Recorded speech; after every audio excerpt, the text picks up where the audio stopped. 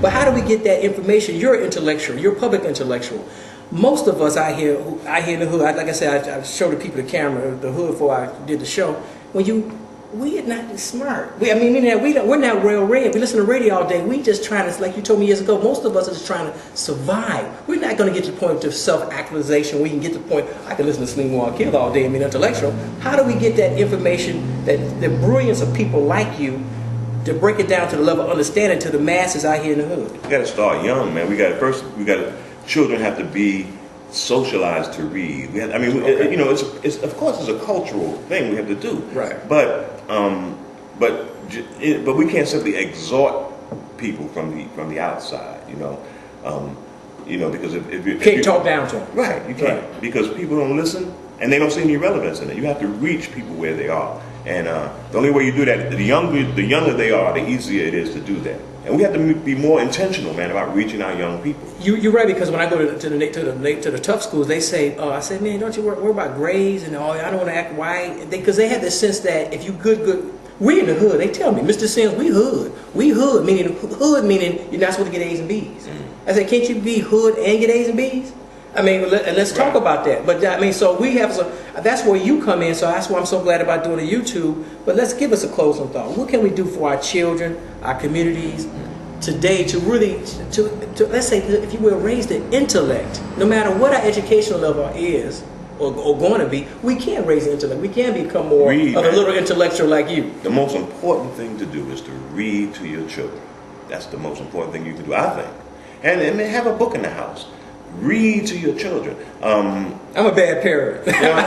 I'm guilty of not doing it. I understand, right? Because that's a level of cognitive attentiveness. You can train their brains in a cognitive way through reading that will allow them to absorb and assimilate other kinds of knowledge much easier. So I got to turn off the TV and tell my children to put the computer down, turn off the TV, and read a book? Not completely. You know what I'm saying, right? Don't make the TV the enemy. Right, but I got to read a book, right? Right. That means Daddy got to read a book, because I can't read a book incorporate it into the television menu. Don't make it an enemy, because the television is important too. Things they can learn there, but read, man, that's extremely important. Because it trains your brain in a way that nothing else can do. You make me want to go get a book, man. So I don't have a ton of money. The library's down the street over here on Stony Island, over here, both ways. What book should I get? Right, real quick. What books you recommend, man? For who? For me, even for your children, me, anybody else. Folks at home. You got me at a give me another date now. I'll give you a The book is an old book that I read years ago. It was, of course, Black Men, Single, Obsolete, Dangerous, Haki Manabute. Oh, Haki. It's an old book. Yeah, Haki. But that's the point. If you live in the city of Chicago, any other town like Chicago, you go to the African American section, the books are just numerous. The one I have out at the library, 95th Street, by my house, I want to read The Fire Next Time. Reread it again. And most of it's about the Nation of Islam, which is right down the street, James Baldwin.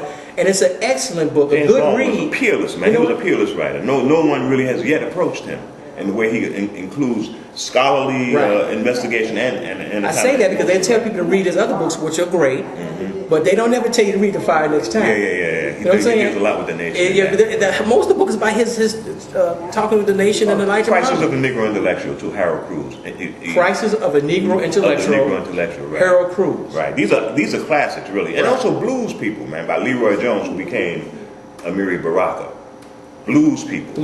It shows you the hookup between our music and our political movements and our cultural identity. So you think the hip hoppers and the children, because really hip hop, a lot of hip hoppers are grandparents now, if you will. Right. So you think that we could change the paradigm where it is cool to read books. It's cool to read history. Hey man, look in the 80s.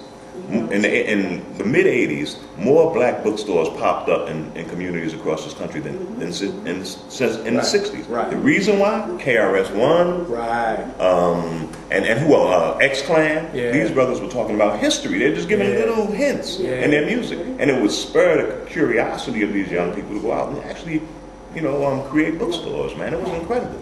That's a powerful medium. I talk too long. I could talk to you forever, man. Salim Muwakkil, give him a big hand at home. He's the man.